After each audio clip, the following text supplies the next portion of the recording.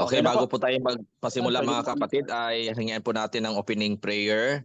Sino po bang makapag-ano sa atin ngayon? Kapatid na Kidibael, pwede ka po bang mag-ano natin sa opening prayer sa ating pag-aaral ngayon?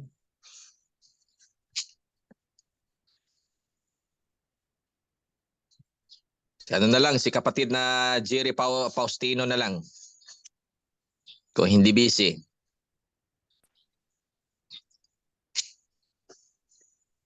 Nandyan po ba?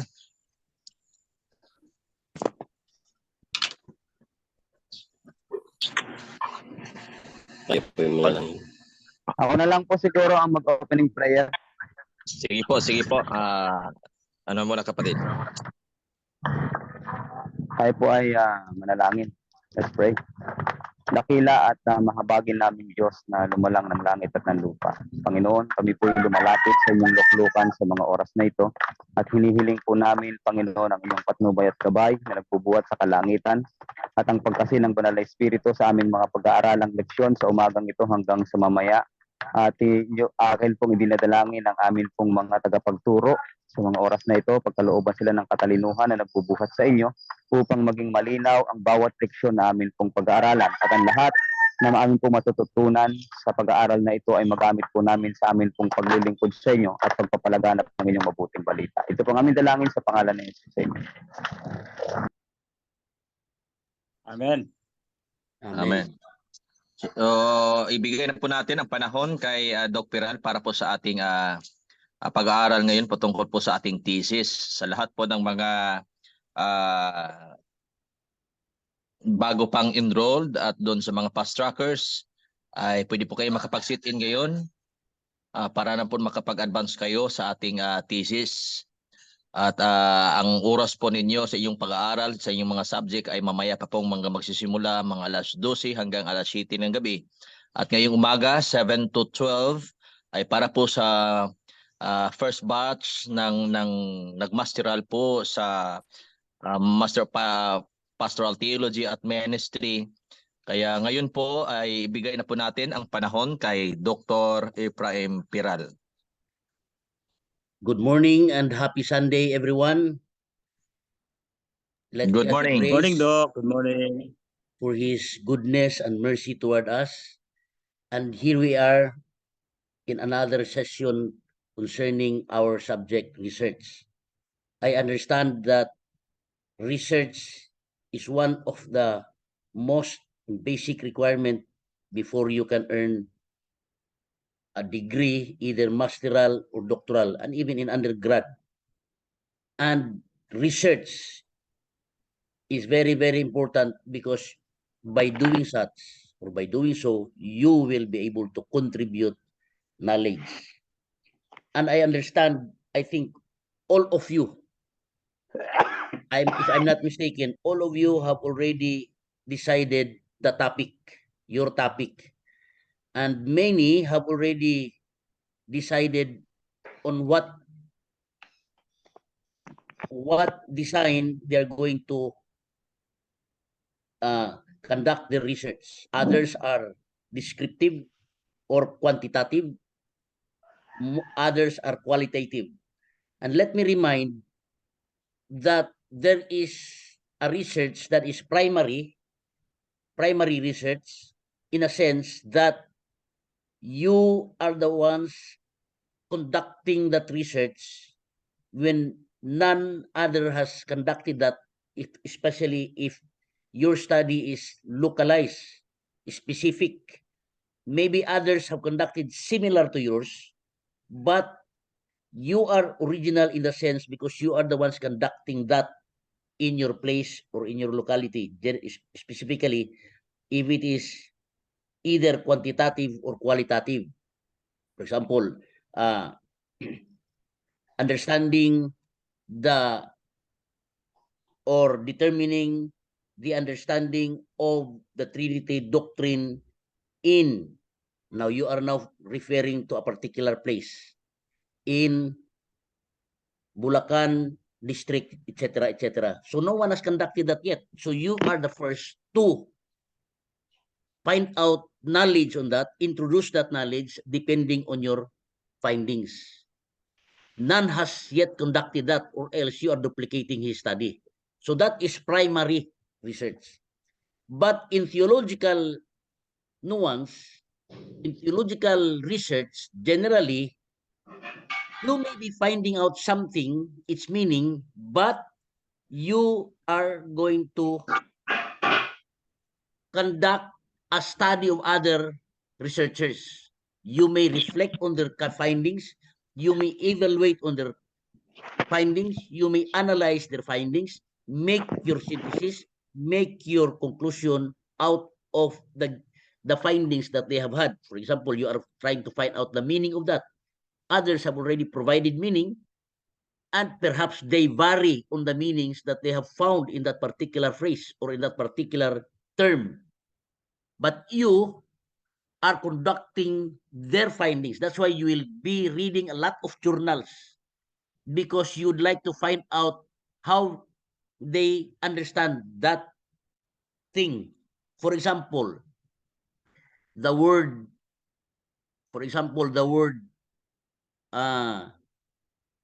commandment. Of course, you will go to the original. And when you go to the original, for example, in Tuli, you find that the term in Tuli is translated commandment. Of course, you are not the original of that term, because that is Greek. And of course, you have to refer to established dictionary of the word. In other words, you are not the original, but you are referring to something that has been given. And so you quote it. So that is, you are only secondary. And other books that explains the word in Tuli, which is the Greek word for commandment or commandments. So you are finding out meaning based on the findings of others. So you are secondary researcher. You research what has been researched by others. You may agree with their finding, or you may disagree and make your own separate or different conclusion. Now, basically, you will produce a background. What is the reason why you would conduct the study? That is in your introduction. I don't know if you have already made your introduction. Introduction is what is the main reason, what is the background of the study? What prompted you to make that study? So, as much as possible, you have already made your introduction, because long before you have already decided with your topic. And having made that decision of your topic, either primary research or secondary research, you must have made already your introduction or background of the study. By the way, I understand that Dr. Hernandez has already provided the format of this research, but unfortunately, every time when he sent the sample of the research that he gave, that he forwarded, I was not able to look into it, because every time I could not open in my cell phone or in my laptop, because the signal is low, it's not strong. So I was not able to see the sample format that he has forwarded in the group chat. That is why, if ever you have it, if you could forward it to my account and I could go over it, because that is the standard format that we will follow. I don't know if that kind of format is only fitted for descriptive study, but in theological study, I don't know if that is the same format that should be used as our standard, because generally in theological research, it is subdivided into chapters. There is preliminary pages of course, the preliminary pages includes the title, the table of contents, the appendix, what is this? The abstract, the figures, if ever there are, and etc. That is in the preliminary pages. But basically, there is chaptering. Chapter 1, Chapter 2, Chapter 3. In many researches, they have 5 chapters. But I heard that in the LIMS format, there are no chaptering because they have, or Dr. Hernandez, I don't know because I have not seen it yet, has proposed that there will be no chaptering. There is no chapter 1, chapter 2, chapter 3. I don't know if there is no chapter in the sample that he has forwarded.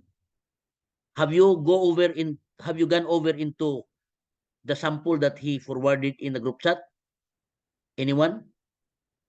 Mayroon ba kayong nakita nyo na ba yung sample na ipakita na forward ni Dr. Hernandez? Nakita, Nakita, Dok. Nakita namin, Dok. Nakita ko, pero hindi ko, sabi niya, send niya yung sa undergrad noon eh. Ay no, masters, kasi doctoral dissertations yung naunang 4 yata. Yung Pero sa masteral, hindi ko pa sa nakita nakita yung nyo, sample. sa nakita nyo doon, mayroon bang chapter 1, chapter 2, chapter 3, o walang chapter? Meron naman, Dok. Meron? Opo, Dok. Okay. So, pero yung review of related literature, nasa chapter 1 ba nabilong or hiniwalay sa chapter 2? Yun po, Dok, hindi ko masyadong matandaan kasi one time ko lang siya na-scan, Dok. And then bumaling ako sa mga sources ko kaya hindi ko nabalikan, Dok. Okay, anyway, the basic content is what we will discuss. We will just follow later whatever the format that Dr. Hernandez has given or has established as a standard format for this institution, LIMS. But I would like to always make a follow-up with you because we are running out of time. I have my email ad already. I think I have already forwarded it to you because I want to see basic content, the basic content of your paper. What you need to have is, of course, your introduction. If we will divide it into chapter, it's good that chapter 1 has this content: introduction, then the statement of the problem, then the significance of the study. Okay, in your introduction, do not make it long. Maximum of 2 pages if ever. I don't know if 2 pages. If this is single space, Sir Aris, what have you found there in the sample of Dr. Hernandez? Single space or double space? Doc Aris? Single space po, Doc, kasi sa pagkakaalam ko nung dati, single space po yung gagamitin kasi parang yun naman din ang instruction natin. Siguro may mga ano din dito na nakarinig doon sa explanation na single space lang po ang gagamitin natin para mas marami tayong maipasok or mga idea na mailagay sa ating explanation sa ating thesis. Para yun lang po ang pagkakaano ko po. Kaya So, ang ginamit ko ngayon sa single space po ang ginagamit ko ngayon. Ano ang font? Parang Cambria ata yung sinabi. Cambria ba yun, mga kapatid? Font style at 12 yung font size. Okay. So kung single space, kung gagawa kayo ng introduction, kung maari, 1 page lang. Okay? one page. Pinakamahaba na yung 1 1/4 of the short bond paper. Kung single space. Para ano, hindi na sobrang marami. Yung background of the study, yung introduction, mag-cite ka lang ng dahilan bakit. Halimbawa, may nakita kang problem dito. So, i-present mo yung general problem sa background mo, background of the study. Or Excuse me, Doc. introduction. Ulit na yung sequence ng mga parts Chapter ng 1 po. paper. Okay, sige.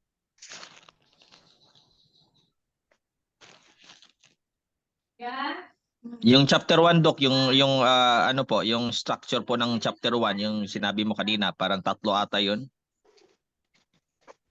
So, ano bang nakalagay dyan?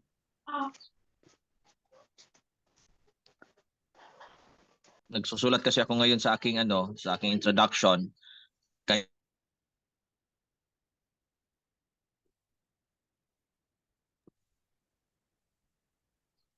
Hello? Yung statement of the problem, Okay. parang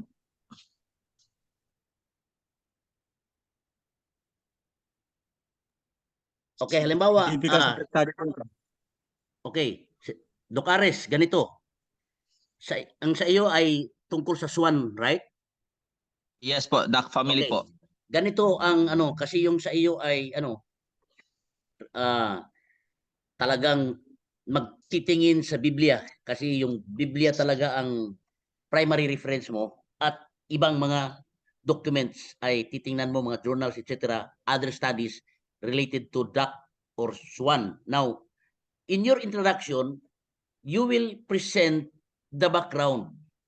So, you will present there that this issue has been debated not only among not only among Adventist circles, because others are holding on to the idea that ducks belong to the clean, belong to the unclean, or others also insist that it belongs to the unclean. And then you present briefly their argument or their basis of that. And then those who also in favor of ducks belonging to the clean category, also very brief reason, 1 or 2 or 3 sentences, why they argued in favor of its belongingness to the cleanness, to the clean category. And then, by stating that background, there is now a reason for you to conduct that research. So that is the rationale, that is the reason why you conduct that research. So in other words, the reader would now be able to find justification. Yeah, there is really a need for this because different minds have different understandings, different appreciation of the text. They have their basis. Each contending parties have their strong basis. So you have now established the point why there is a need. So that is in your introduction. Now you go to the statement of the problem. So in your statement of the problem, you state your title. That is the aim of your study. Then, specifically, this study would like to seek answers to the following questions. Number 1. So you have now question number 1 in an interrogative form, because I always prefer statement of the problem in an interrogative sentence. So for example, in your statement of the problem, what In what category? okay, do you have already your statement of the problem? Yes po, How many yes is that? po. For statement, For statement po. Okay, so never mind, but you already have it there. Now, you have made your introduction, then you have made your statement of the problem. And you have to make significance of the study.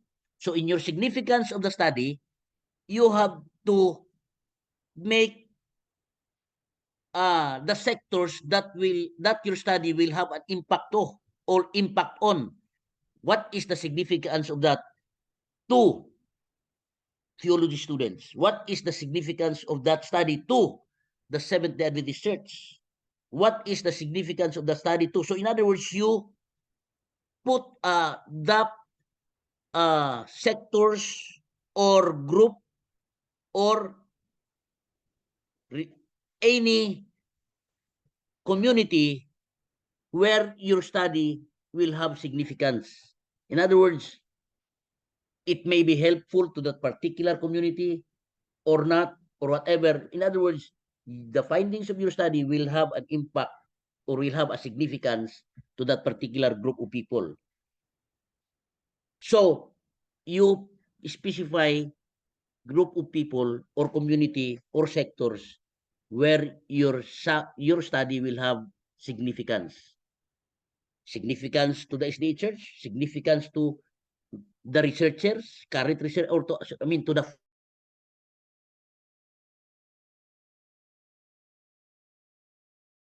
Noted, Doc Perral.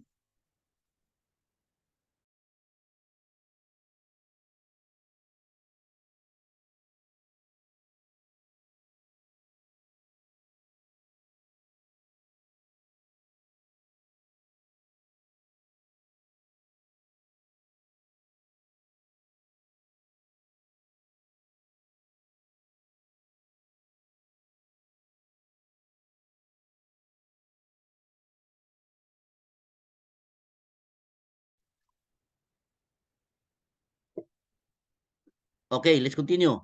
So you put significance of the study. Then you put presupposition of the study. What do you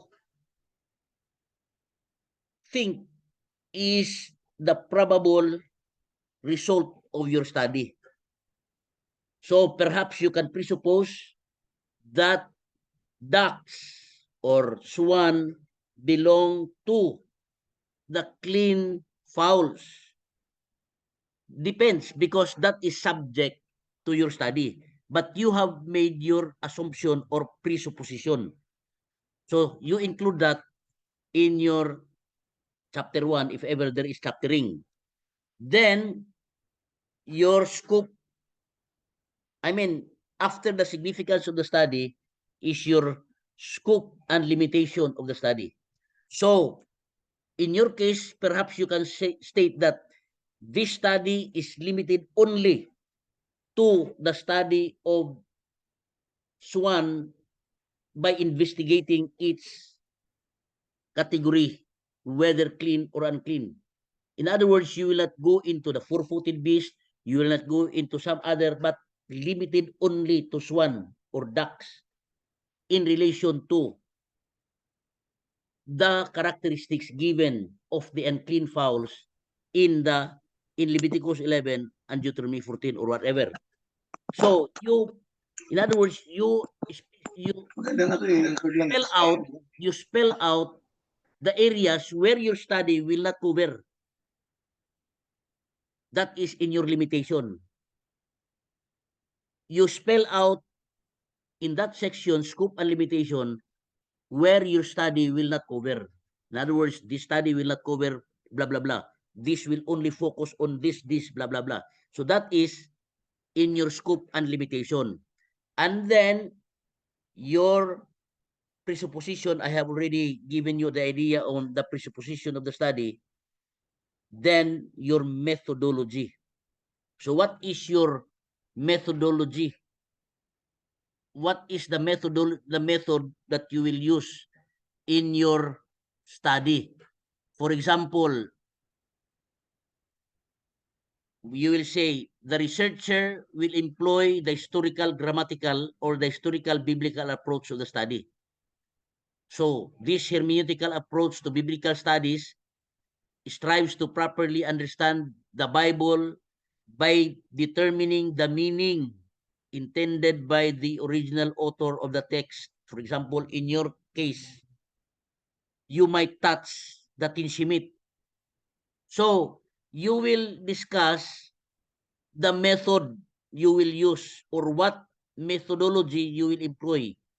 Historical, grammatical, historical, critical, it's either. It's up to you the kind of method you will use. And then you will discuss what will be highlighted in the chapter 1, what will be highlighted in the chapter 2, what will be highlighted in chapter 3, and in what will be highlighted in chapter 4. So generally, chapter 4 provides the summary of findings with analysis and conclusion of the study and its recommendation. So that would usually cover the chapter 4. Your summary of findings with analysis and also your conclusion and then your recommendation. That depends, this is still, what is this? Tentative, because I have not yet seen the format of Dr. Hernandez, because the standard that will be used is Dr. Hernandez. And this, I think, APA instead of, I don't know with theological studies, because most of the theological studies in IAS or wherever are employing the Turibian or Chicago style, Turibian style. I don't know with this whether everything, whether theological or descriptive, quantitative research, what would vary. For quantitative, APA. APA means American Psychological Association. For theological, biblical, Turibian. I don't know, but you can still use APA with theological. You include, after the methodology, is your review of related literature. So in other words, you will go over into the literature dealing with your topic. For example, for Doc Aris, he's dealing with ducks. You cite some of the studies conducted, but you are not making an analysis yet. You are just quoting their idea. Either direct quotation or you just extract the idea without putting quotation marks. That is in the review of related literature. So that is very basic. Usually, they are in chapter 1. But in quantitative, most are making it a separate chapter. The review of related literature and studies is chapter 2. In many quantitative studies, in chapter 1, it includes introduction or background of the study, then statement of the problem, then the significance of the study, then the theoretical framework, the conceptual framework, the definition of terms, etc. Those are in chapter 1. Then in chapter 2, specific only, exclusive for the review of related literature studies. And chapter 3 is the methodology. The methodology or research methodology includes research design. If that is quantitative, then research local, where is the research conducted, then the gathering procedure, the sampling technique. So the gathering procedure, how you are going to gather your data, and then your sampling, what kind of sampling you will use, probability sampling or non-probability sampling, either purposive sampling, cluster sampling, etc. That is in quantitative.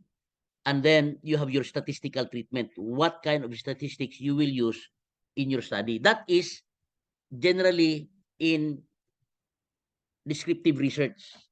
But in theological, I do not know yet with the format, but I am in some other seminary, this is what constitute with the chapter 1. Again, this is what constitute with the chapter 1 in many theological seminary research format. You have in chapter 1, the introduction, the statement of the problem, the significance of the study, scope and limitation of the study, then presupposition or assumption of the study, and then your methodology and procedure. Lastly is your review of related literature. So that is in chapter 1. And then in chapter 2, you are now dealing with, if it is theological, for example, in Tiri Suniga, he is dealing with he hated Esau, God hated Esau. So perhaps because that is your study, you will deal with in chapter 2 the background of the passage. So you will deal with the background. What is the situation of that statement? Why was that statement stated? So you are dealing with the background. You cite the text and what is the background behind that statement. For example, when Jesus said, except a man be born again. So you will deal with the background. So the background of the text. It deals with his conversation with Nicodemus, etc., etc. Then, so the context, you look into the context and the genre, the usage and the genre of the passage. So what is the genre of the I hated Esau. I loved Jacob have I loved and I hated Esau. So what is the usage and genre of the passage of the verse? Then your literary analysis. Then you may deal with the grammatical, syntactical structure of the verse. Then you may discuss what is the syntax of it. Then you will go to chapter 3 perhaps. Chapter 3 deals perhaps with linguistic study and textual analysis. You may cite different versions of the passage, comparing different versions. Where are more, what most translation render, how most translation render and other translation render the passage differently, if ever there is a need. So you deal with the linguistic study. So you are now delving into different dictionaries, different in-depth studies of how the language use it. Now, for example, I hated Esau. So making an in-depth study of hate, comparing it with other passages.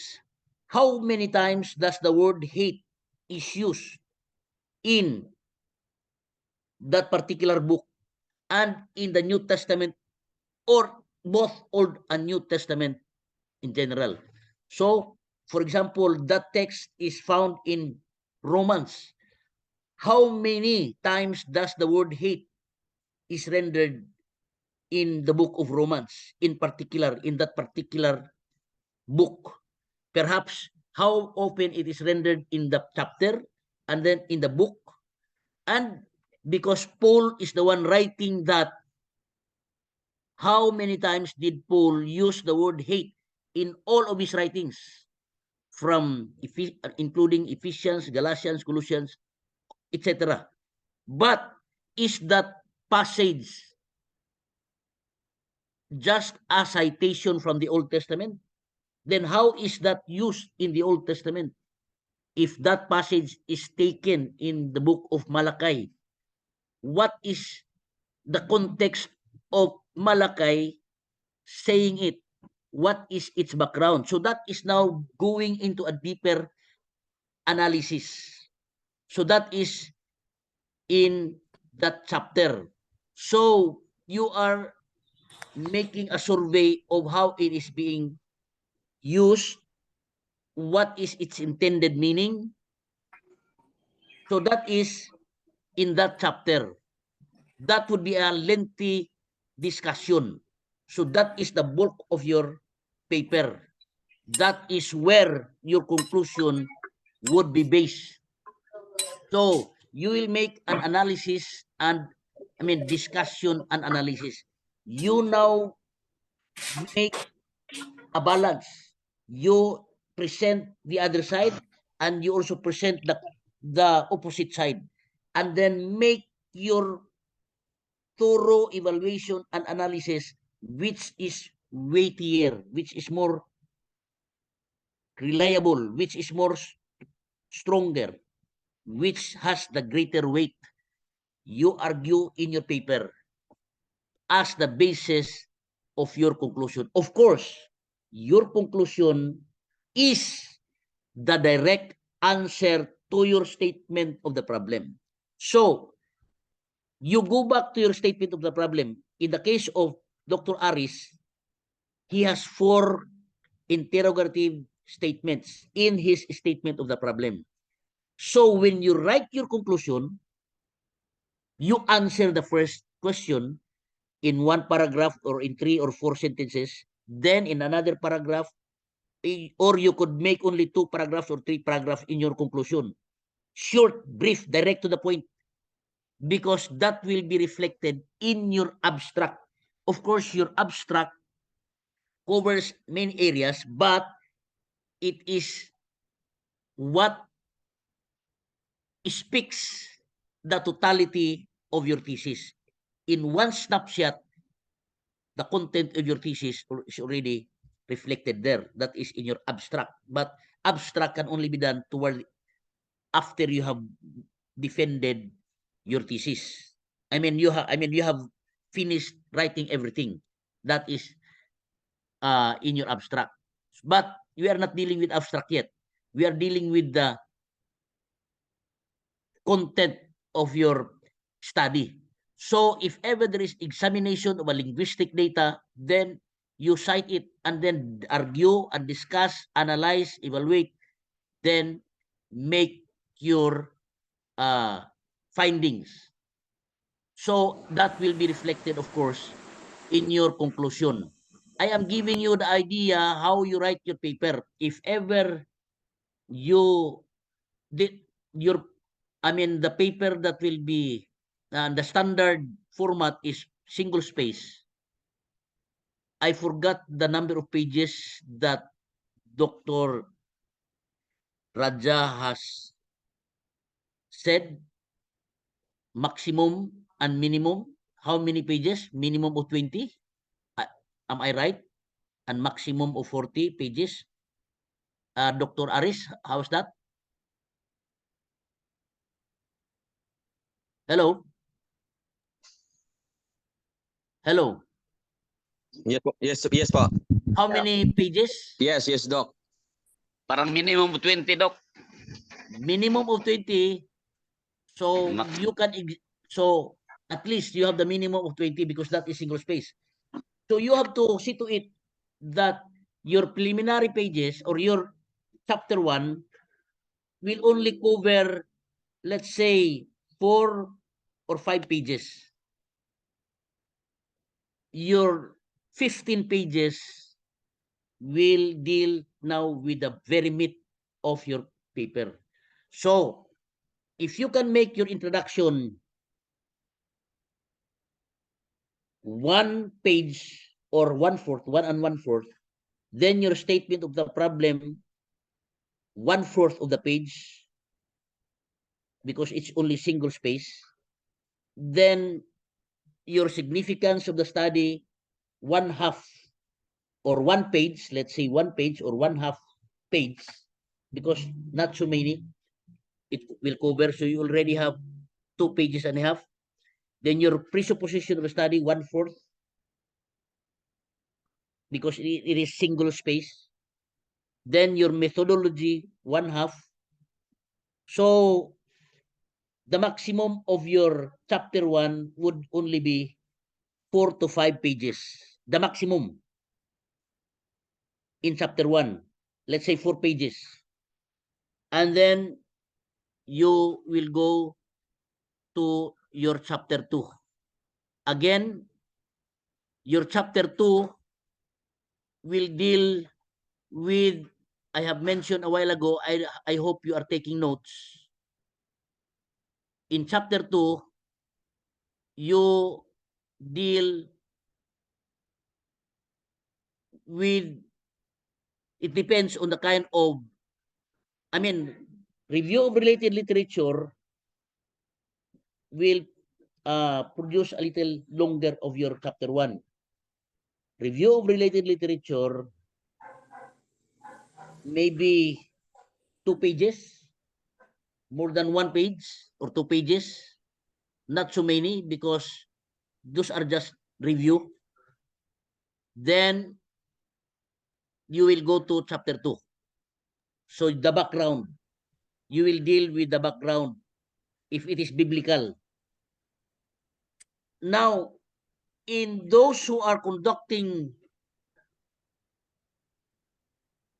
quantitative, those who will be conducting survey, those who will be conducting questionnaire, your format would be quite different because you will deal with statistics. When you are quantitative, your research design is quantitative.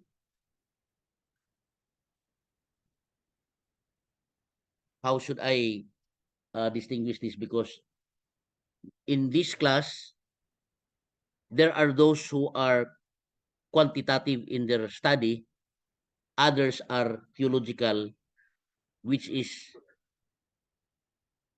not a survey form, but dealing with books, dealing with magazines, dealing with the studies of others. Let me ask this class, how many are dealing with theological, biblical theological studies?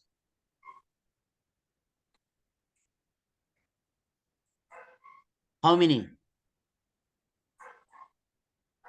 Catherine, is your study biblical, theological, or quantitative? What is this? Descriptive research. You will conduct survey. Ivan Lusaria, Junior Rudy, Favorite, Leonardo, Rana, Ramak, Jovin. Ang iba po dito, Doc, ay sa sa thesis, nag-sit-in lang po ang iba. Pero kadalasan dito, yung mga may mga ID number, yun po ang nakapag-graduate na po para sa sa base day at ngayon ay sumasalang na sa ating masteral. So, Hello po. pwede bang mabigyan ako ng ideya paano ba mayroon bang group chat na para maano ko kung alin ang mas marami at anong type ng study ang kinakandak. Kasi itong sa kay Doc Aris ay talagang biblical ito. He will deal with many researches done by others. He will consult dictionaries, encyclopedias, because he will also deal with some linguistic analysis. How, and then characteristics will be Sinama ko also... rin po, Doc, ang mga journal ng mga university sa ornithology. Pwede po ba yun, Doc? Lahat ng ma-exhaust mo. Yung mga journal ng mga ornithology. Okay po. Malaking tulong yun. So, Kasi yan, nasama na rin dito ang stand din natin, yung mga scholar natin, kung ano yung mga stand natin. At yung mga non-SDA. Doc Aris, tingnan mo yung at mga yung argument. Sa mga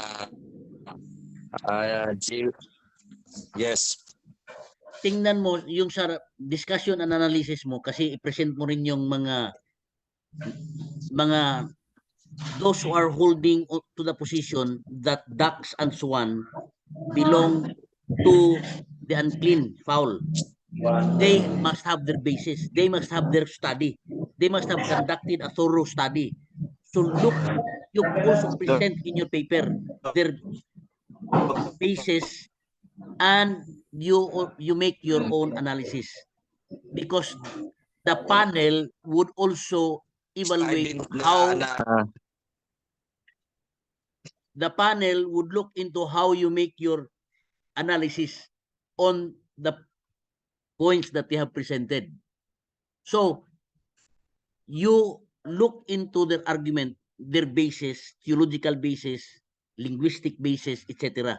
Those who are insisting that swan and ducks belong to the unclean fowls. Ito po ang format ko sa akin, Doc, yung ano na yung So that will be placed in chapter 3. yung ano ko, yung statement of the problem, may 8 ibang bakit kung bakit may mga bakit may mga hindi nag-iisip at hindi sila inadapt nila ang concept na duck family is considered as clean bird. First is yung ano po, yung sa tinshimit.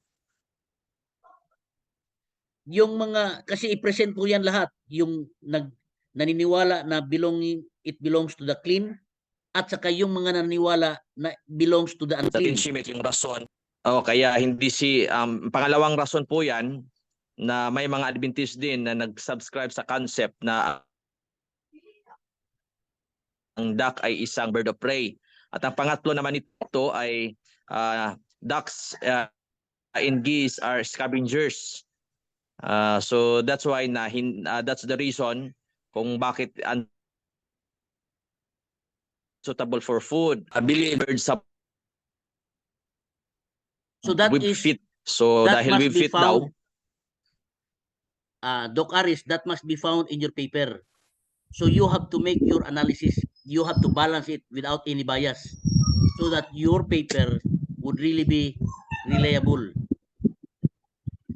But I forgot the others kung ano yung paper nila. Katulad ba, biblical ba, or mag-conduct ng survey sa mga churches nila?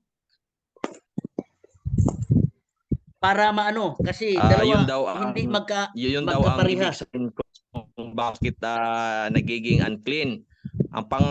Dahil in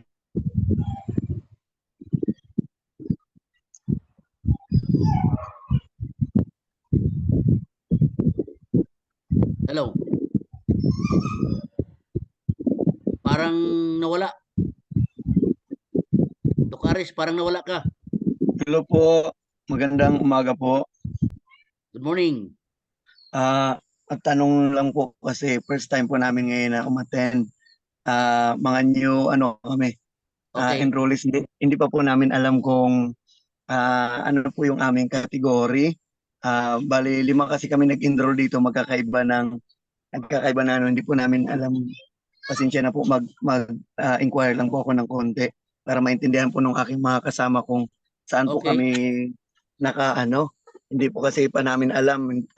Naghabol lang kami nung Friday na ma-enroll at hindi pa po namin masyado naunawaan kung saan kaming part dito kasi dito sa bahay ay 4 na po kaming naka-enroll. Kay Abe. Sino kumuha? Hello po. Sino mo ba? Akin meron ginawa. Ano, naisagot na kita. Yes, Hello? Pastor Minso. Wala. Opo. Hindi mo na number ni ilang mga ngalan. Mo, wala. Papakimit lang po muna yung mga... Meron yatang ibang naka-open ng mic. Wala na naman. Host, pakamute na lahat. Pamute muna ng ibang mic. Pakimit muna po yung mga hindi pa po... May nagsasalita po na iba. Ayan. Mag-announce lang po muna kay Doc Aris. Kasi nalilito po yung link kasi natin, general, parang simula 7 hanggang 7 gabi. Paki-announce na lang po muna na yung mga fast trackers po, pumasok sila ng 9 o'clock. Si Pastor Minso po, Minso Padre Ramonal ay pasok ng 9 o'clock, fast trackers. Yung regular class po ay 12 noon. Opo. So paano po namin malalaman yung paano po namin malalaman yung aming mga schedule kasi 4 po kami dito. Meron yata hindi mga fast trackers dito kasi may mga kasama din akong paano po namin malaman, Sir Arnel? Doc Aris, permission to speak po muna. Ano ko lang po ito mga nakapasok sa link natin na mga iba-ibang schedule. Doc Aris. Excuse me, Doc. Doc Arnel, Opo. excuse me. Sino bang nag-imbita sa kanila? Yun ang mag-guide sa kanila kung saan sila papasok na link at oras. Nawala ang lahat. Ano po nangyari? Meron po kasing binigay na link, tapos nakasali kami sa group chat, kaya ang sinabi papasok na lang kami. Hindi namin alam kung kasama ba kami doon, saan ba kami banda, kanino po kami mag-i-enter eh. I'm Yun sorry lang po, po hindi yung ko namin pala malaman para nasa proper po kami. Hindi po kasi natin na-orient pala itong mga baguhan natin, ano, mga bagong enrolled natin. Opo, bali kami po 5 po kami na bagong enroll. Hindi po talaga namin alam kung saan kami papasok. Kasi nagbigay lang ng link po, pagkatapos hindi naman namin alam kung ano yung aming category, saan kami papasok. Kung naka-member na po kayo dun sa mga group chat natin, nandun po yung breakdown ng mga oras. Yung 7 to 9 po ay masteral and doctoral, ano po ito, thesis writing with Dr. Perral. Tapos yung 9 o'clock hanggang hanggang 2 yata po yun, yung fast trackers natin, yung mga graduate ng theology, pwedeng pumasok doon. Pero yung mga regular class, 12 noon sila, 12 noon hanggang 7 ng gabi. Yun po yung oras niya. 12 noon po sila, yung mga regular class. 12 noon to 7 ng gabi po yun po. Yung mga baguhan. Tuwing linggo po yan, Pastor? Opo. Hindi po yan. So sa ibang araw po, meron pa po ba tayo sa gabi? Ganoon, wala na. Sige po, tingnan na lang po natin sa meron po, yung mga nagmamasteral and doctoral po, meron pong weekdays gabi. Ano po ba ang requirement sa mga masteral at doctoral? I-discuss na lang po natin sa sa orientation po. I-update na lang po kayo. Sige po, salamat po Yan na kasi lang po tayo, kasi nag-discuss po si Dr. Peral dito sa time po ng masteral ito. okay, Pasok lang po salamat. kayo ng 9 o'clock, Pastor Minzo. Pasok po kayo 9 o'clock. Yung mga regular student nyo, theology graduate, pasok ng 9 o'clock. Yung mga regular classes po natin, 12 o'clock na lang po ng noon time pumasok. Sige po.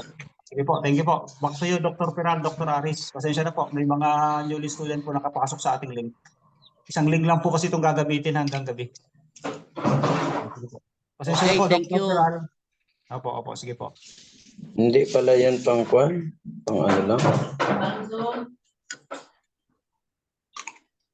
Okay, thank you very much, Doc Arnel, for the enlightenment to our Yes po, newcomers. Doc. Yes po, pasensya na po. Okay, so I cannot yet determine how many are in biblical theological studies as compared to descriptive study or quantitative research design. So if yours, I don't know, with most of the Luzon research students, if their type of research is survey. But in theological, biblical studies, the format would be quite different. That is why you might be mixed up. Bakit tumina? Hindi Baka- umina ang boses. Hello.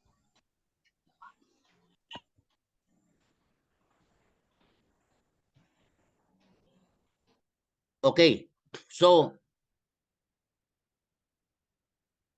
we are now in the month of October, and I suppose that by December you will already defend your thesis, and we might run out of time. That is why those who have not started, or those who have not made up or started their chapter 1, as much as possible within this week, your chapter 1 is already complete. Submit it to my email account so I can go over it and make some comments. Maybe I would directly call you or in your messenger, I would chat you of some of the things that needs to be improved or to be added or to be deleted. Then by next week, if possible, you can already begin with your chapter 2. As I have said, your chapter 2 will deal with the background of the passage.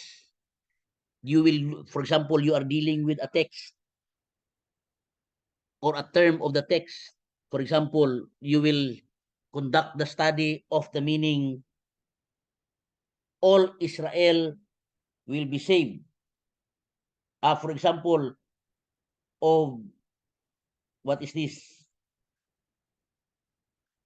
Dr. Suniga, the statement, Jacob how I have loved, but Esau I have hated. So in your chapter 2, you will discuss lengthily on the background of the passage. Is this an original statement of Paul, or Paul was just quoting from an Old Testament passage? What is the background? What transpires when this statement was stated? What is the reason why is this statement stated? Why did Paul, or if you go to Malachi, why did Malachi said this? In the context of Paul, why did Paul quote the statement of Malachi? Malachi, of course, this was a statement quoted in Malachi. Malachi 1 verses 2 and 3.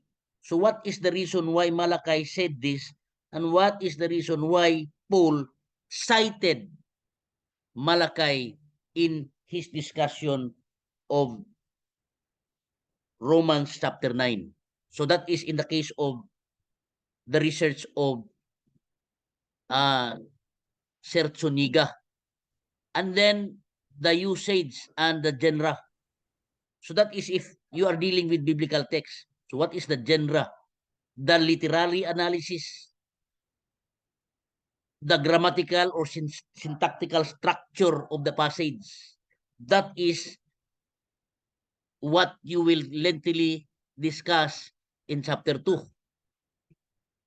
The literary analysis, then you go to chapter 3. So this is now the main meat. This is now the what is this?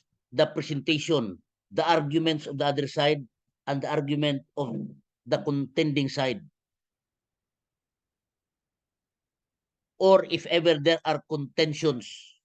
But to just looking into the very meaning of the passage, you present both possibilities or all possibilities. Did God really hate? Did he really teach us to hate? What are the subjects of his hatred? Why did he hate Esau and love Jacob when Jacob was a cheater? Jacob was a deceiver. Although Esau had a mistake, because of his hunger, he sacrificed his birthright in favor of satisfying his hunger. But here is Jacob, a deceiver. That is why Esau was angry with him, because he deceived him. Not only that he deceived Esau, but most he deceived his very father. What a great deception he made. If he loved his father, why did he deceive his father? His father who could no longer see. That is why he was separated from his father for many, many years because of his deception. But how come God would say, I love Jacob and I hate Esau? So those are the things that you have to look into. Did God really provided us an example of hating a deceiver and loving, hating, loving a deceiver and hating a victim, because Esau was a victim of that deception. Not only that, his father was a victim of that deception. And the mother played favorite with Esau, with Jacob, rather than with Esau. They are twins. They must have been treated equally. Affections must be shown equally. But why is the mother playing favorite with another one, with Jacob, and even taught Jacob to deceive? That's why the name Jacob means deceiver. And why is he the subject of God's love? And why is Esau the subject of God's hate? So that is what you will discuss lengthily. You will be making some textual analysis. You will be dealing with linguistic study. And you will be delving into the very meaning of the term hate.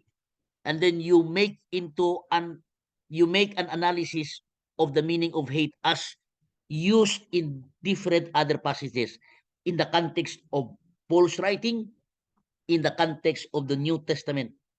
For example, Jesus would say, he who does not hate his father, his mother, his brother is not worthy of me, or cannot be my disciple. Did Jesus teach us to hate our father, our mother, our brother, etc.? So that is in a greater context of the passage hate. So that is what will Thierry discuss in his paper. So that is in chapter 3. And of course, in chapter 4, you will now deal with the summary of your findings. You now deal with your analysis. Of course, in chapter 3, you are putting your evaluation and analysis of different studies. You may cite the understanding of this, the analysis of this author. You will also cite the understanding, the analysis of this author. But you make your own, because perhaps their findings may be cited in your review of related literature. That is what they have. But in your review of related literature, you will not discuss anything. You will just cite what they have found. But in chapter 3 and chapter 4, you may be citing them, but you will make your comments or your analysis of their understanding, of their analysis. You make a reanalysis of their analysis, other authors' analysis. Their conclusion, you may reevaluate their conclusion, whether their conclusion is sound, is founded on a sound basis. So that is in your chapter 3. But in your chapter 4, you now make your summary. Brief summary. Summary of what you have find. Summary. The argument of this, the argument, very brief. Then your analysis. And then your conclusion. Your conclusion is a direct answer to your statement of the problem. So you go to your statement of the problem in chapter 1. Then you answer it.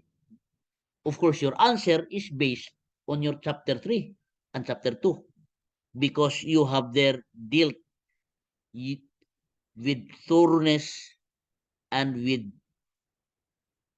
profoundness your in-depth or your analysis and evaluation.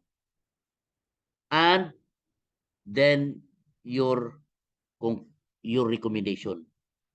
So what is your recommendation for, let's say, future researcher, or recommendation for additional study?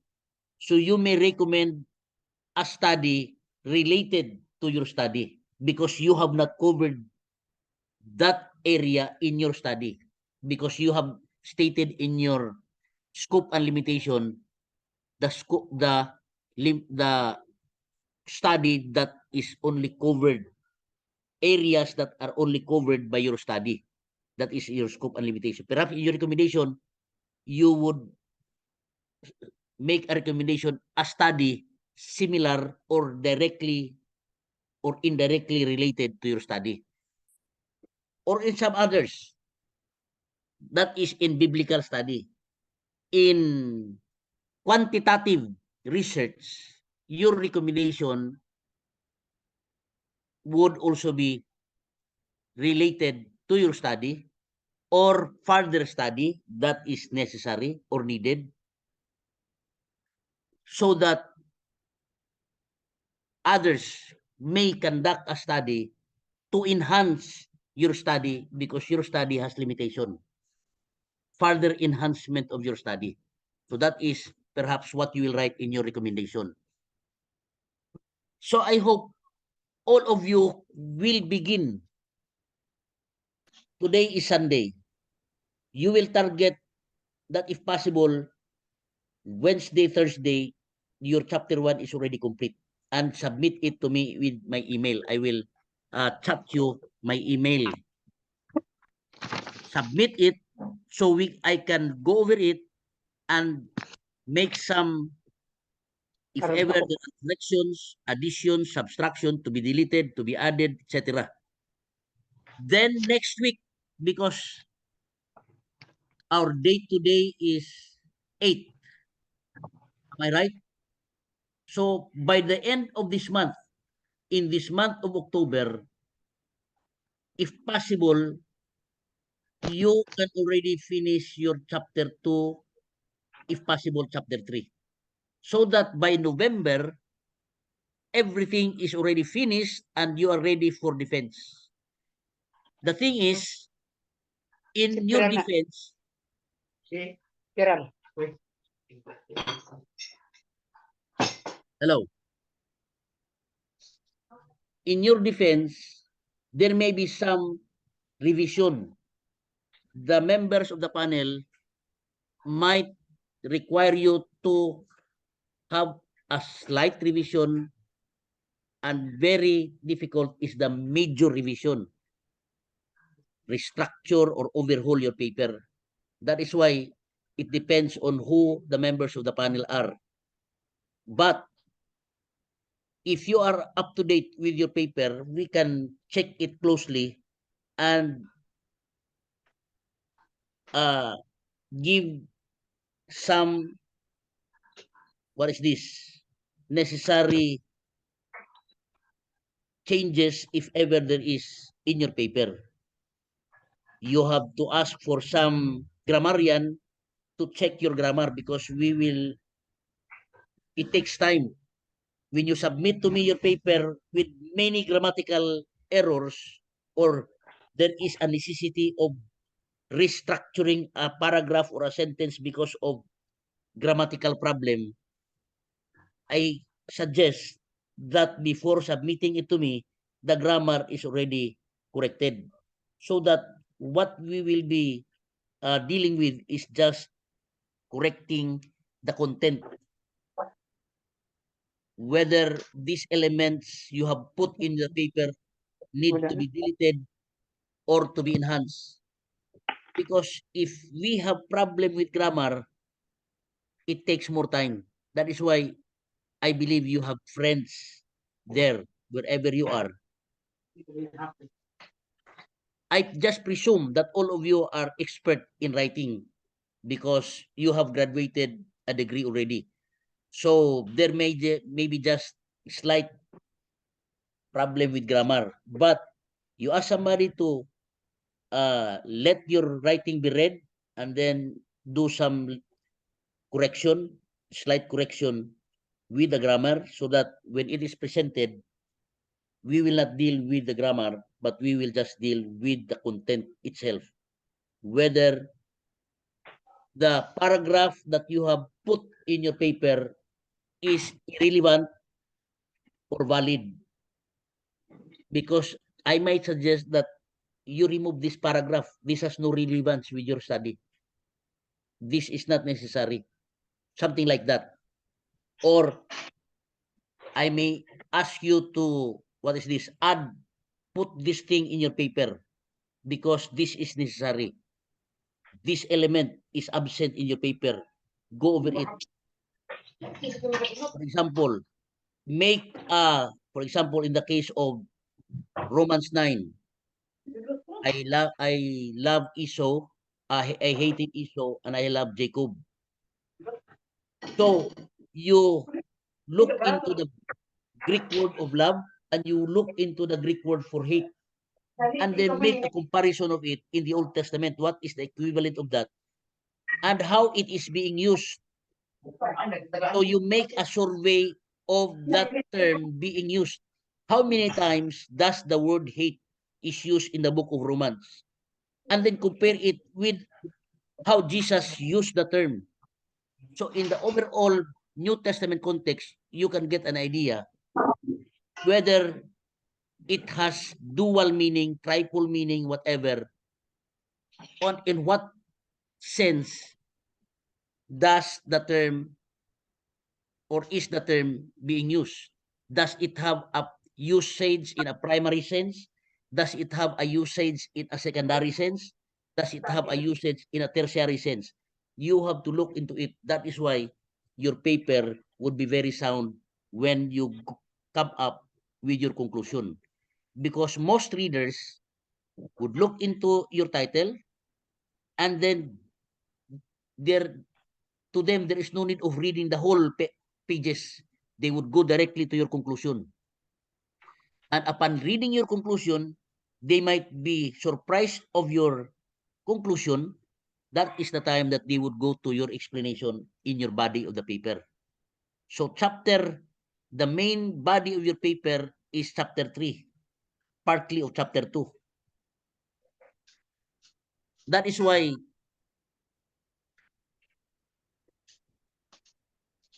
you have to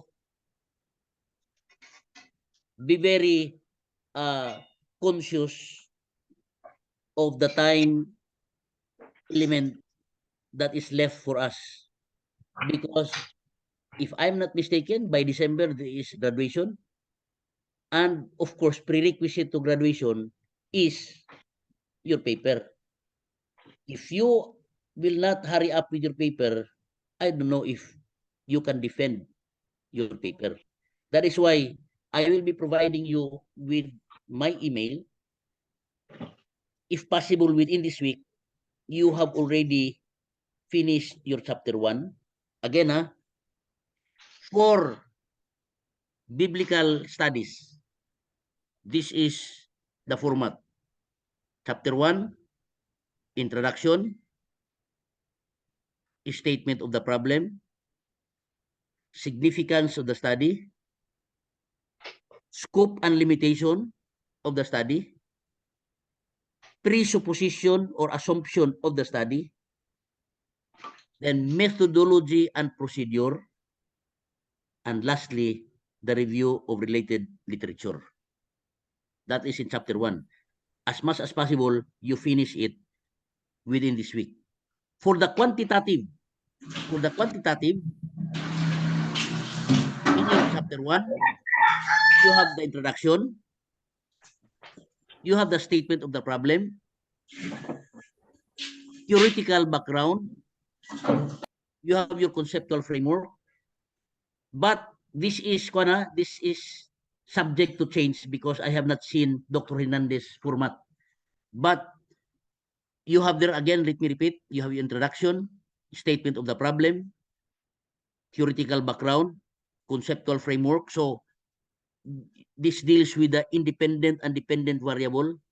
For example, the study of Madam Kalim. Madam Kalim, are you there? Hello? Madam Kalim, are you there? May Kalim?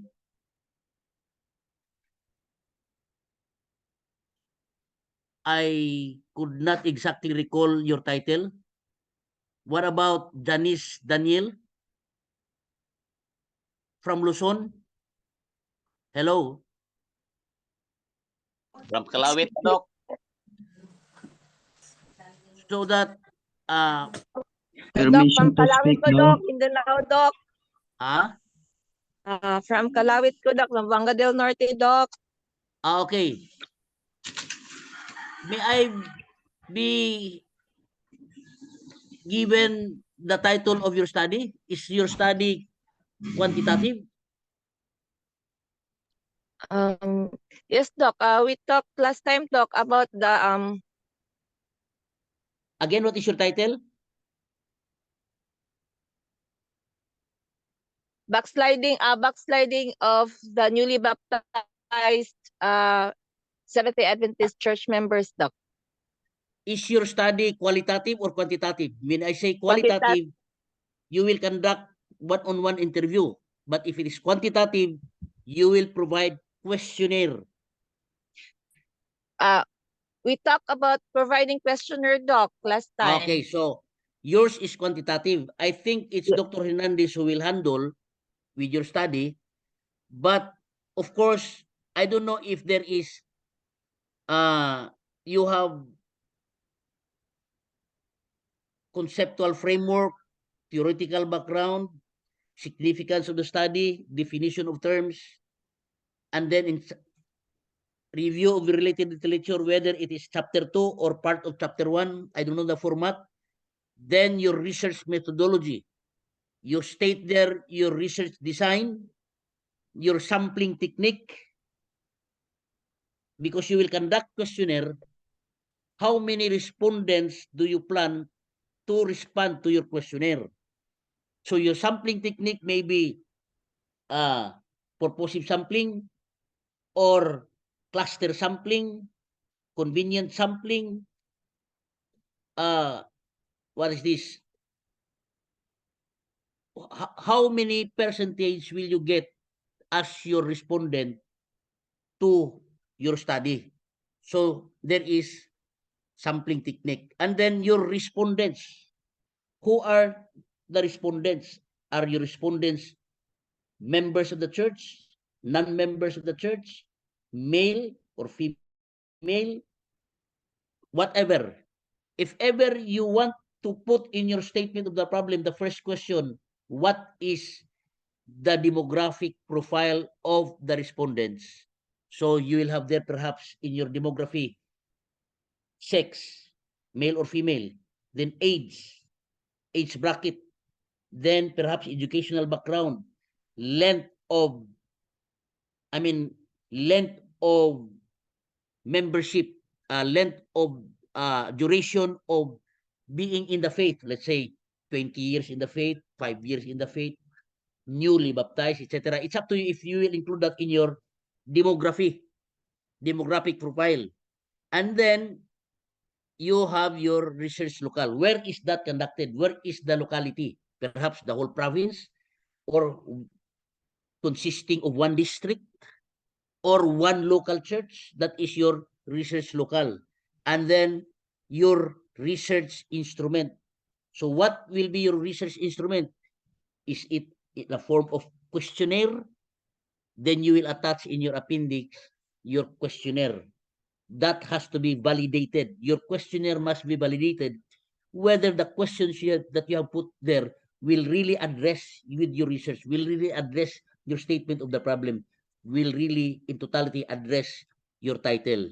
So that has to be validated. And then your data gathering procedure. So how will you gather your data? First, maybe you write a letter to the district pastor asking permission that you will conduct the study, or whoever. If it is a local government, you write a letter to a mayor or to a particular agency, the head of the agency, asking permission that you will conduct the study. So that you'll be put there in your data gathering procedure, the procedure. And then you will distribute the questionnaire. How are you going to distribute it? How are you going to do it? And then how are you going to retrieve the questionnaire?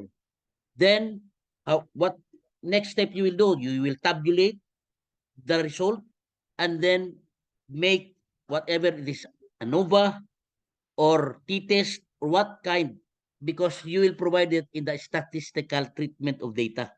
You will use mean, you will use ANOVA, and t-test whatever is the statistical tool in making analysis of your findings. So that is in chapter 3. Then in chapter 4, that is the result. Now you will, after you have gathered the data, then you explain your findings. You will make tables. Table 1, table 2, table 3. For example, in sex, okay, the respondents, male, 42%, female, 58%, etc., something like that. And then, for example, your respondents constitute of many churches, this church, blah, blah, blah. If you will consolidate it, or you will provide a table per church, and then you will make a consolidation of the overall result. And then what is the statistical result? How many are blah, blah, blah, depending on your question. And then you make an interpretation. The statistics would provide the interpretation.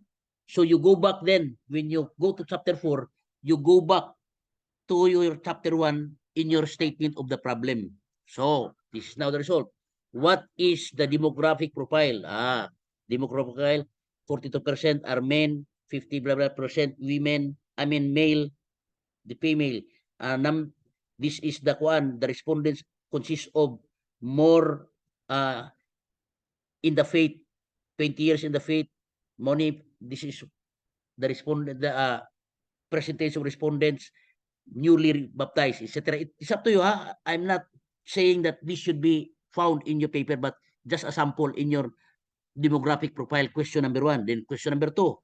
Then you go to your question number 2. What is the question? Then you answer it. That is in your conclusion. Then after, first in your chapter 4, your summary, you summarize. Then conclusion, the answers to your statement of the problem. Then your recommendation. What is your recommendation to the reader, to the future researcher, etc., etc. So that should how it look like in your paper. But that is not exactly what it should be, because I'm still dependent on the format that Dr. Hernandez has given. So if you could forward to me in my private, because I could not anymore see where it is, because it was forwarded long time ago, and I could no longer locate it in the group chat. If you have it there, I request you to forward it to my messenger so I can go over it, and then after looking at it, the format that he has provided, because that was the sample that he provided, then I would tell you next time that this is it. Anyway, the main content will not be altered. Only the placement and the subtitle that will be put in every chapter. So, for the theological, just like Dr. Aris, Dr. Suniga, and others, if your study is biblical, based on the Bible theological research, I have already given you the format. You have your introduction, then you have the statement of the problem, the significance of the study, the scope and limitation, then the presupposition of the study, then methodology and procedure. Then you highlight the main content of chapter 1, chapter 2, chapter 3, and chapter 4. Then you have that as your chapter 1. Then chapter 2, your historical background, the usage, the genre, the controversial aspect, the context, the literary analysis, the grammatical and the syntactical structure of the verse or of the passage. And then your chapter 3 is now your main discussion. In other words, this will be more of yours. Your analysis, your argument in favor or not in favor, the pros and cons, the positive and the negative side, this is what your input would be found more because you have your basis already. Then in chapter 4, briefly, your summary of findings with analysis, brief analysis, then your conclusion, direct answer to your statement of the problem in chapter 1, then your recommendation. I hope that that is very clear. Within this week, you can already provide that. Do not procrastinate because the month of October will just be very fast. We are now October 8th. So if you will procrastinate, I don't know if you can finish your paper. This requires expeditious study. Okay? Doc, You may ask questions. kindly restate the contents of chapter 2 on what you call that, qualitative. Your biblical Yes, Doc. studies. Okay. Chapter 2. Okay. Historical background. Okay po. The usage and the genre of the passage, let's say is a text or Opo. a term, then the controversial context or the, what is this? Not controversial. The context, either immediate context, the larger context, the book context, or the whole biblical context. Let's say, for example, in Esau I have hated. So what is the immediate context? If you take the context in Romans chapter 9, what is in there? You also go to the context in Malachi where it is cited by Apostle Paul. Then you go to a larger context, the whole usage of Paul in his use of the term hate. And then the overall context in as a whole in the Bible of the term hate. How did Jesus use the term hate? And how did the Old Testament use the term hate? So that is it. But you are not making an analysis yet. You are just citing how is that used in the context. And then your literary analysis. That I mean not yours, but the literary analysis in general. Literary analysis. Then the grammatical and syntactical structure of the passage. I am not saying that all of this must appear in your paper because this may not be relevant. For example, in Dr. Ari's study about one, his might be of different because you are not dealing with a direct passage because there is no direct statement in the Bible where you can find duck or swan in Leviticus and in Deuteronomy. But you may be able to find those terms in other passages, maybe in Kings, in Nehemiah, or wherever you may be able to find it because it is mentioned there, because there was a feast conducted, and that word is mentioned there. But it is not directly mentioned in Leviticus 11 and Deuteronomy 14. What is mentioned there is what makes controversial based on the translation of Tinshimit where it is rendered swan or duck, itik. So he would also discuss that, the merit of it. But his focus is not in Deuteronomy and Leviticus about Tinshimit. He may, in his discussion, include it, but he should not get lost sight of his title. The title is focused on duck and swan. But it is unavoidable that you would touch Leviticus 11:18, which uses the term tinshimit, because the whole argument, the whole discussion the whole contention is largely dealt there because those who are against the eating of duck would make that as their strong basis, not only on the characteristics, but the term itself, because the translation rendered by other versions of the Bible uses the term swan or duck. So, Doc Aris would also discuss that. That is why you cannot go away with it. And in chapter 3, that is now your main discussion. Now, in chapter 3, it's up to you Doc, how you moment make please. your subtitles, titles Doc, and moment subtitles please. in chapter 3. Okay? Doc, saglit po. Okay. How would you explain genre in chapter 2? That is how it is actually. Genre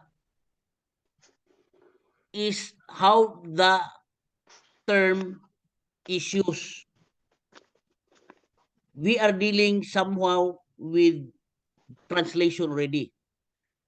If it is Hebrew, if you are dealing with an Old Testament passage, of course you will deal with a Hebrew language.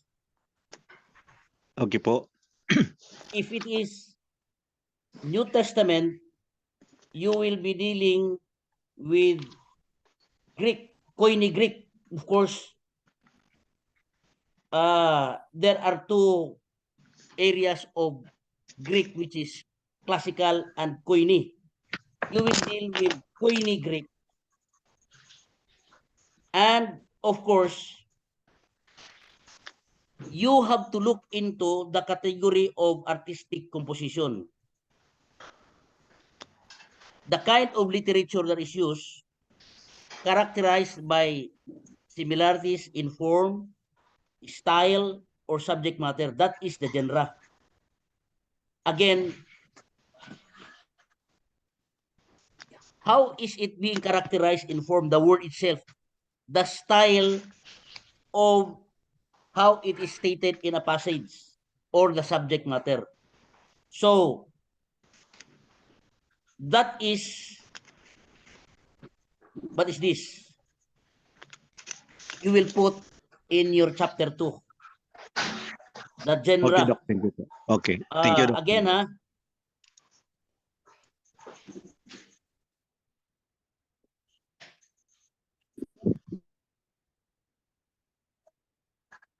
the stylistic category is how, and you will find it in many commentaries.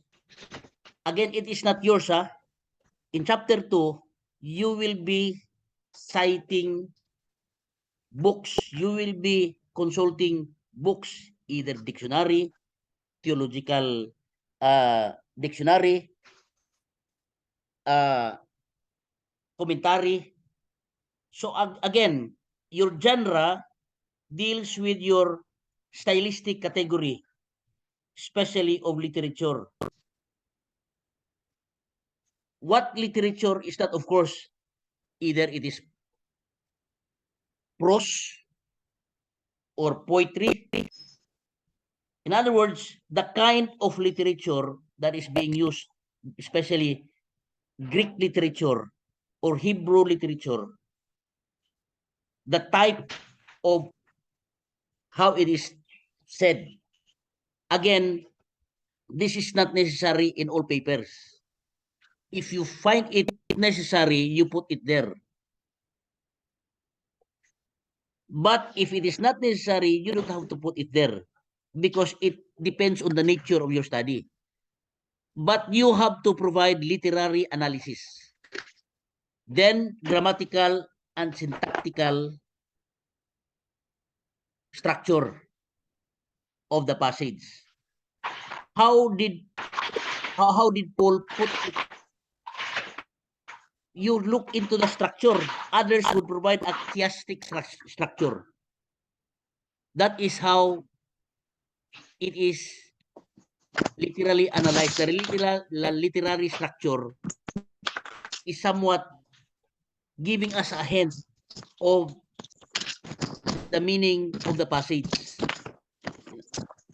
There is generally a chiastic structure in many passages of the Bible because that is the usual or the normal way how Bible writers wrote their passages.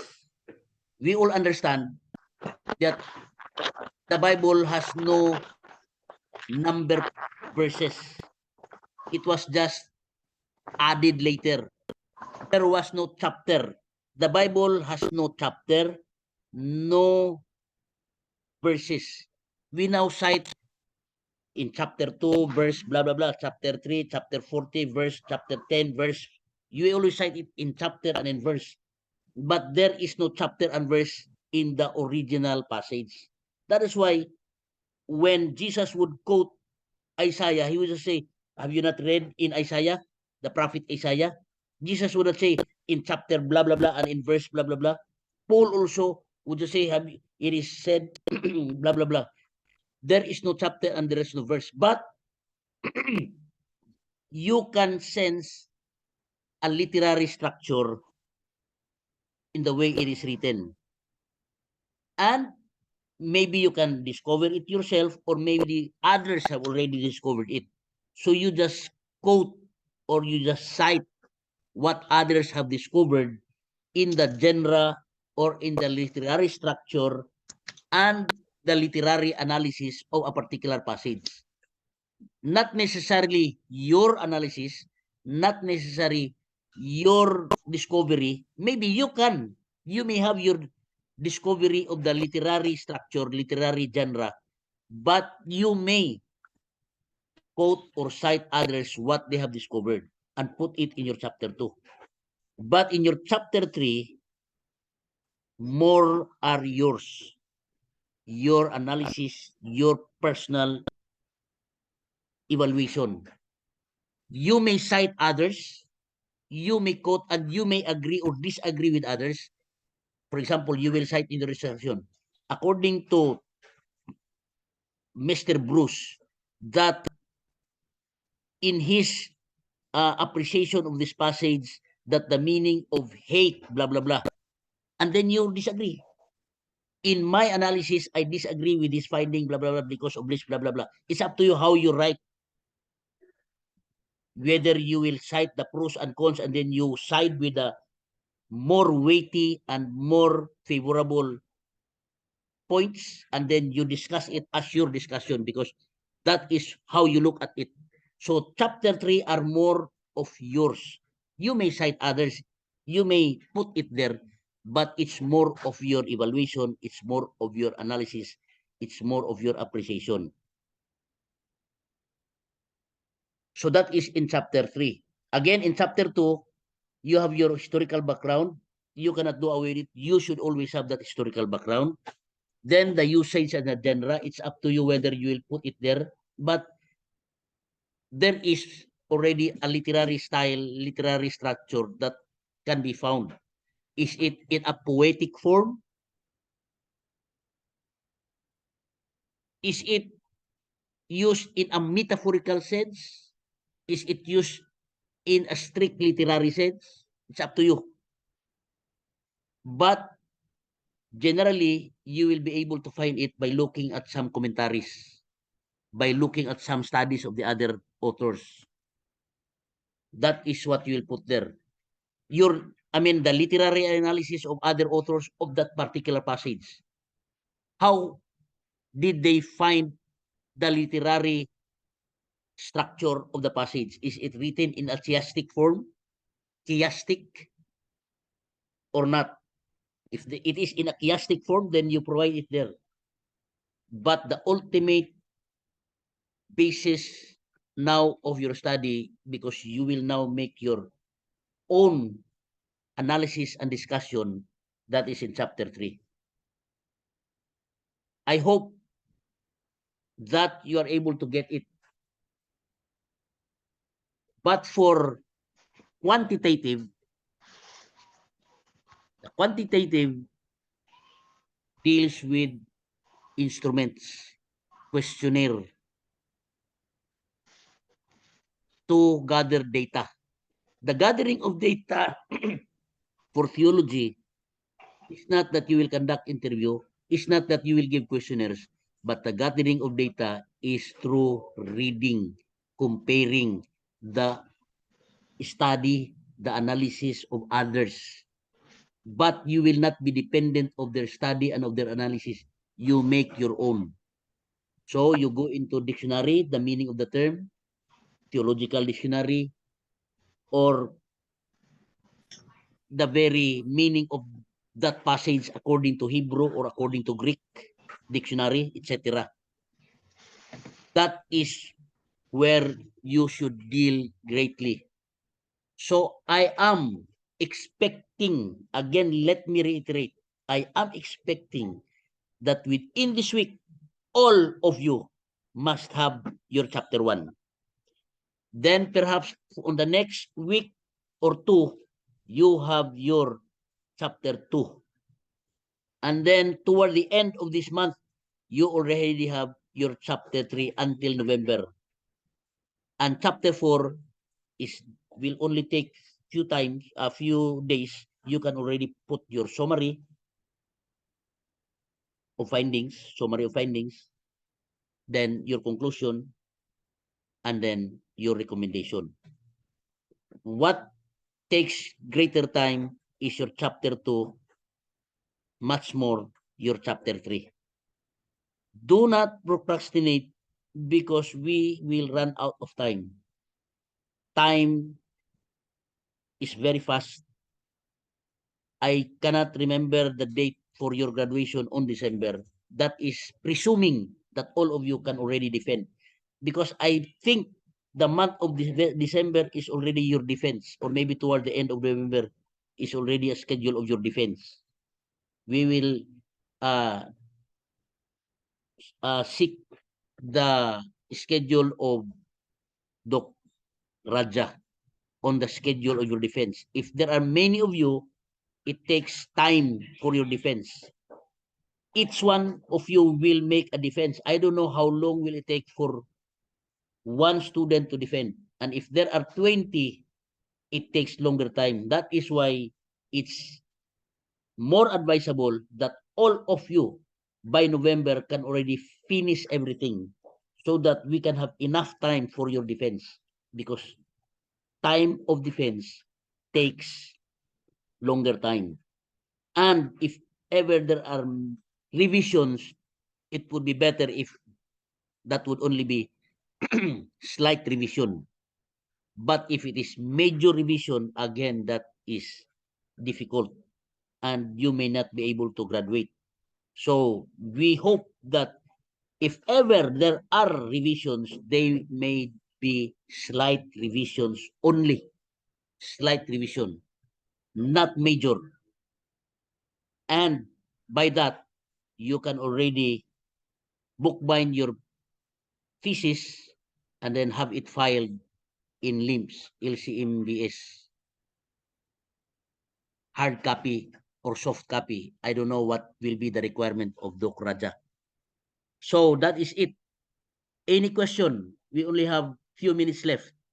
Any question? Throw all your questions so you can address them, so you'll have no more problem as you start writing your chapter 1 or even finishing. I think Doc Aris is already finishing his chapter 1. I do not know yet, but he is very active in doing his already. Any question? Clarification? Doc? Okay. Doc? Okay, go ahead. May tanong po ako sa regarding about sa leadership Okay, leadership. of Okay. elder leadership in the district. Okay, go ahead. In the district kasi yun po ang ibinigay sa akin dito. So ano ang specific Nagawan title ko ng sa thesis. ano ang specific title ng thesis mo? Leadership elder in the district. for elder. Leadership for elder in the district po. Yan ang title? Yes po, Doc. The title, I am asking of the title. Title must be specific. So what is your title? Kasi sabi ni, ito yung binigay sa akin ni Doc kasi na ano, ang title niya, leadership for elder in the district. Leadership for Gawan ko elders. po. So what specific area would you like to research on? Regarding po sa elder and ano sa paghandle po ng ano ng church sa district. So ano ba ang titingnan mo? Leadership style? Yes po. Yung So you leadership. have to be very specific in your title. Where are you? In Manila, in Luzon, Visayas o Mindanao? Visayas po. Saan banda sa Visayas? Iloilo. Iloilo. So your title must be specific. Determining the leadership style in, for example, Iloilo Mission Conference o West Visayan Conference. In other words, the Yes, title must show its specificity. Whether leadership style, put their leadership style. And then in your introduction, you cite various styles being exercised by different leaders, either political leader, religious leader, whatever agency or kind of leadership that you'd like to look. Then, what is your theoretical framework? Perhaps you would use servant leadership or transformational leadership or transactional leadership. It's up to you, the model that you will use in your study. So, your statement of the problem must be specific. Yes po, kasi po ano po sa specified sa elder po siya.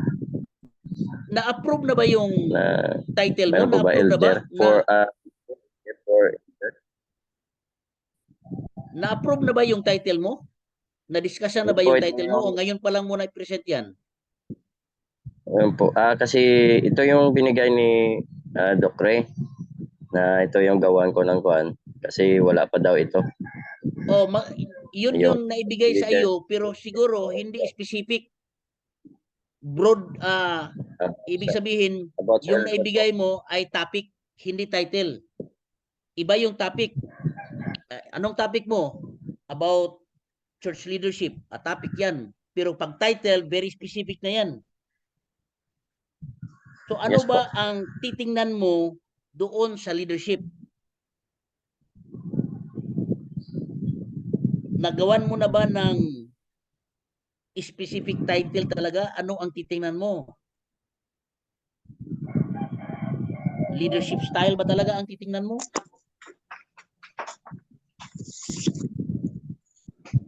Leadership for elder as in the district. Ito po yung mga po Doc. Kaya ginawa ko ng mga reference sa ating ano ba ang tatanungin kita, ano ba ang problem na titingnan mo? Ano ba ang problema na i-research mo? Kasi hindi pwedeng mag-research na walang problema. Ano ang problema na gusto mong bibigyan ng solusyon or titingnan? Masagot. Anong problema ang gusto mong masagot sa leadership? Yung kailangan talaga ng ng isang elder as a functioning sa kanyang church o sa kanyang leadership.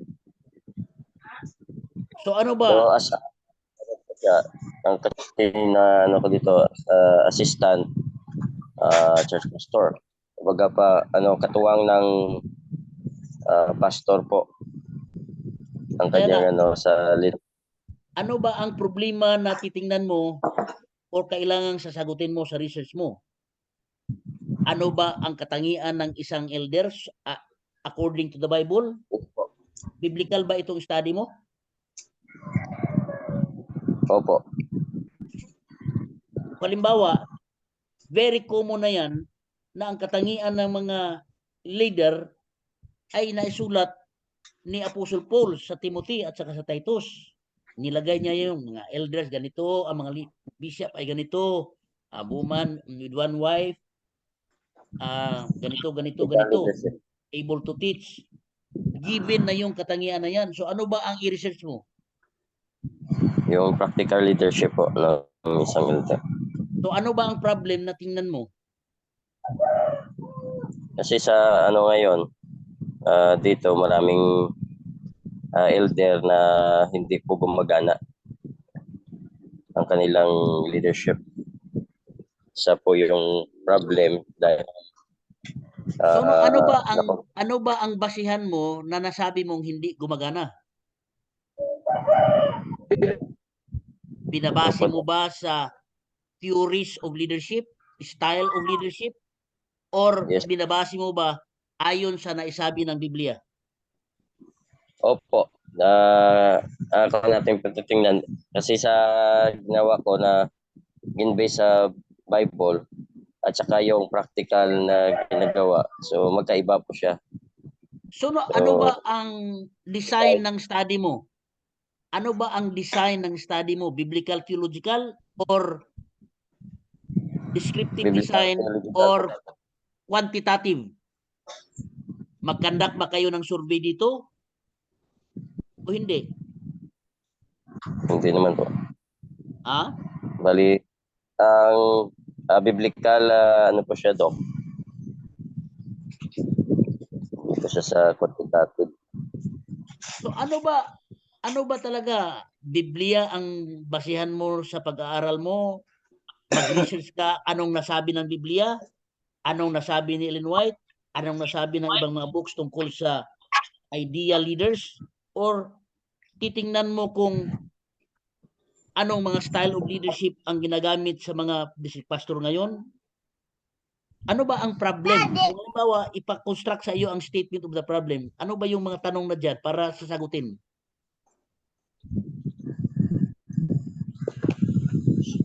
Ang tanong ko, what is the qualification of a leader as a elder? The elder qualification. Halimbawa, yung tanong na yan, kailangan pa bang i-research yan kung iyan ay talagang alam na ng lahat? Kasi nakasulat yan sa Titus at saka nakasulat sa Timothy. The question is it still researchable kung given na talaga? Will that contribute a new knowledge when the knowledge is already provided in the very text? Will you deal ba kayo ng interpretation? Or kasi pag what is your first question? What are the qualification? And that is already answered in the Bible. Then, is there a need for research when it is already answered?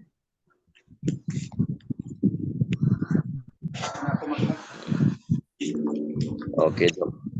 So, yun nga, Doc, ang gusto ko i-clarify.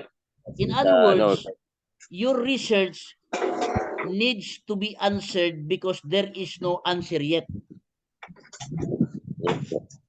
Pero pag halimbawa,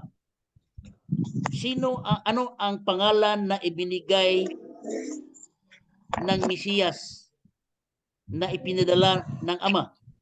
Ay kailangan pa bang i-research yan? Ay given na yan eh. Ang pang-ipinangalan, thou shalt call his name Jesus.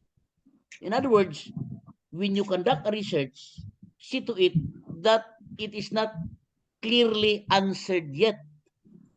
But if your question is, what are the qualities and qualification of a church leader? Given na yan sa Bible, hindi na yan ni-research talaga kasi sinabi na yan ni Apostle Paul. So, ang kailangang i-research ay yung mga tanong na maghahanap ka pa ng sagot. Mag-analyze ka pa para mabigyan ng sagot. mag-gather pa ka pa ng data para mabigyan ng sagot. Yun yung purpose ng research. Kasi Pero yung kung yung sinasabi, ang sagot ay nandyan na sa teksto, hindi na kailangang analysis, so hindi na yan researchable kasi hindi yan talaga hindi yan highly relevant. So maghanap ka ng title in leadership na kailangang mag-research ka para makahanap ng sagot. So another question, for example, yung question na binigay mo, ano ang qualities ng mga leader? So ayon sa Biblia, hindi na yan researchable kasi binigay na yan ni Apostle Paul. So maglagay ka ng question na talagang kailangan mong i-research na mahirap hanapin. Or kung maghanap ka man, kailangan mo ng analysis, kailangan mo ng evaluation, kailangan mo ng thorough gathering of data para mabigyan ng sagot. Halimbawa, yung kay Thierry Soniga, yung sa kanya talagang may naisulat na teksto na kailangang analysis kasi pag unang ikuan tingigan. Hello. So you go ahead. Who was that asking that question? Sino ba yun? Tungkol sa leadership? yes, Doc. Kasi yung You go ahead. Lumapas na tayo sa alas 9. So those who have already finalized their title, you go ahead with your title because those titles were already approved. But for those who have not yet finalized their title, you communicate with me so we can finalize your title. So you can begin already within this week doing research. okay, Doc. Sino yung nag-ano sa akin tungkol sa na ibinigay ni Doc Raja, I suggest that you clarify it with Doc Raja. You ask him to help your title because he was the one suggesting that. So you can already make your specific questions. Tanungin mo si Doc Raja, Doc, nagsuggest kayo tungkol sa leadership. Ano ba ang titingnan ko talaga dito? Style of leadership? Or ito ba ay quantitative? Mag-conduct ba ako ng questionnaire dito? Or research lang ako sa Bible? Biblical research lang ba talaga ito? Or quantitative ito? Maggawa ako ng questionnaire upang masagot ko. Kung ito ay styles of leadership, siguro quantitative yan kasi mayroon kang specific questions para ma-determine mo kung ano ang style of leadership sa mga district leader or sa mission leadership or union leadership, whatever. Or Okay. yung biblical qualification of leadership are being exercised by the district pastors. It may be quantitative. In other words, you will put the qualities given in the book of Timothy and given in the book of Titus. And then you put that in your questionnaire.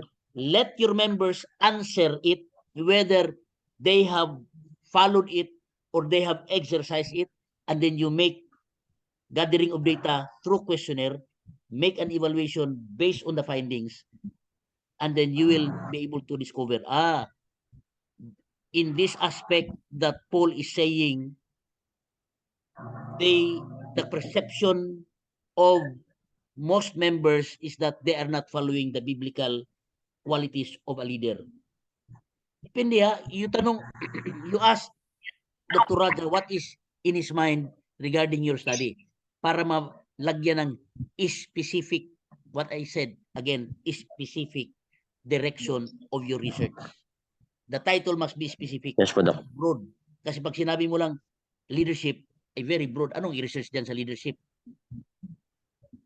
So you make it specific. Okay? So as much as possible, as early as you can, consult it with Dr. Raja because he was the one suggesting that as your topic. You consult with him the specific title so we can already begin. You can communicate with me privately so you can begin with your chapter 1. Okay? Thank you, Doc. you are, who is the one I am communicating now? Del Rosario? Yes po, Doc. Okay. So go ahead. You finalize it with Doc Raja because he was the one suggesting it to you. You clarify with him the specific title so you can already begin. Okay? I hope Thank you, everything thank you, is clear. It's already 9:14 in my watch. We already what is this? Nag-exceed na tayo. We have already exceeded the time allotted at to 9 o'clock it's supposed to be. So further clarifications, further verification, further, what is this question, you can PM me privately. But I hope everything is clear. Within this week, you can already begin with your chapter 1. I now go back, I give back that time to our moderator. Thank you very much. Thank you, Doc. Thank you, Doc Ephraim Perral, for your time. Okay, thank you din. Nakabalik ba si Doc Aris?